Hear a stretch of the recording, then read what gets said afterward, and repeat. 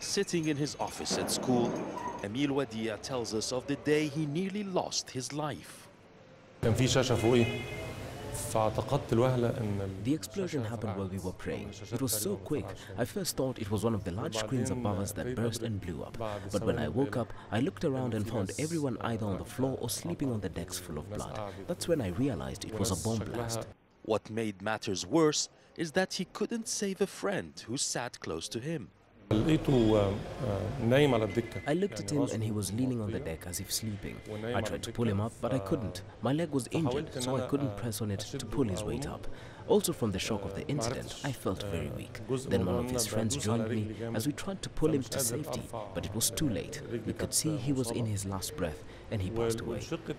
The ordeal was hard to take for Emil, but as a teacher, he felt obliged to stand as an example to his students.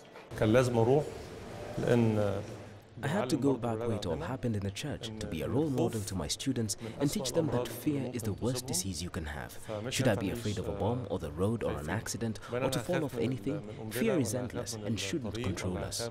Surviving this catastrophe, he says, is making him a stronger person. Emil was lucky he escaped with leg injuries and his family were in another church. But there were others, 45, who were not so lucky. They lost their lives and left behind a heart-stricken families.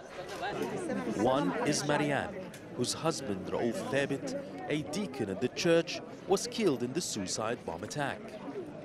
He called me from church at 8 a.m. to go and join him. While my kids and I were getting dressed, we had an explosion and the children said it was the church. Since then, it's been mixed feelings.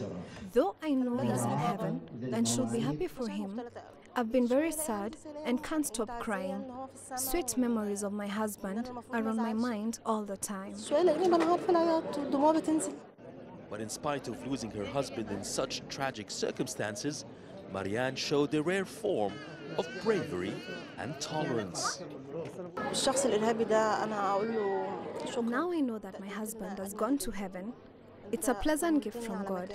I'm sure he's happy and comfortable there, and his prayers for us will always be answered. Yes, Hakim, for CGTN, Tanta.